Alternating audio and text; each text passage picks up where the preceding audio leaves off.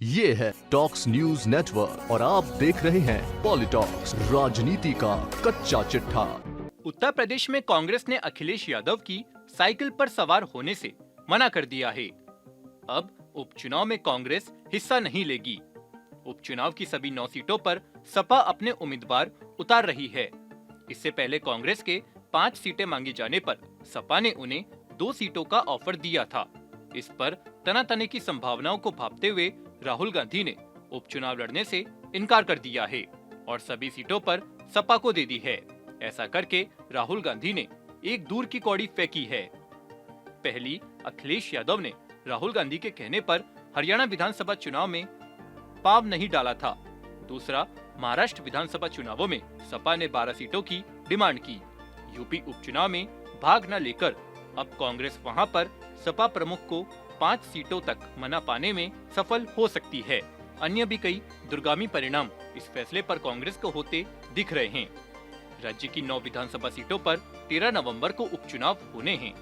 Result 23 नवंबर को आएंगे।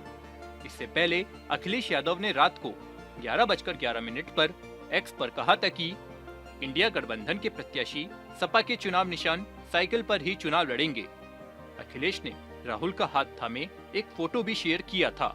इसमें लिखा था, हमने ठाना है संविधान, आरक्षण और सौहार्द बचाना है। वहीं एक खास मैसेज देते हुए सपा प्रमुख ने लिखा कि बात सीट की नहीं जीत की है। इस रणनीति के तहत इंडिया गठबंधन के संयुक्त प्रत्याशी सभी 9 सीटों पर सपा के चिन्ह साइकिल के निशान पर चुनाव लड़ेंगे। कांग्रेस और सपा एक बड़ी जीत के लिए कंधे से कंधा मिलाकर साथ खड़ी है। इंडिया गठबंधन के इस उपचुनाव में जीत का एक नया अध्याय लिखने जा रहा है। कांग्रेस पार्टी के शीर्ष नेतृत्व से लेकर बूथ स्तर तक के कार्यकर्ताओं के साथ आने से सपा की शक्ति कई गुना बढ़ गई है। ये देश का संविधान, सौहार्द और पीडीए का मान सम्मान बचाने का चुनाव है। बता दें, उत्तर प्रदेश की 9 में से 5 सीटों पर समाजवादी पार्टी का कब्जा था, जबकि 3 सीटों पर बीजेपी के विधायक काबिज थे। एक अन्य की सीट थी।